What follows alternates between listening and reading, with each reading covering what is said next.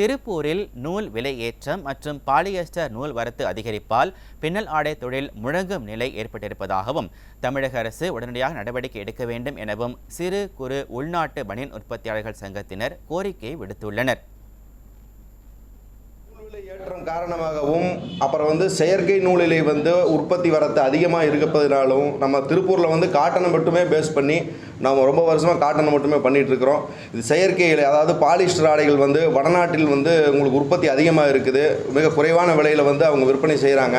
இதில் கிட்டத்தட்ட பார்த்திங்கன்னா நம்ம திருப்பூரில் ஒரு மிகப்பெரிய ஒரு உள்நாட்டு உற்பத்தி பண்ணிகிட்டு இருந்தோம். இப்போ அனைத்து வடநாட்டுகளிலும் அவங்களுடைய உற்பத்தி அதிகப்படுத்துறதுனால அங்கேயே ப்ரொடக்ஷன் அதிகப்படுத்தி இருக்கிறாங்க.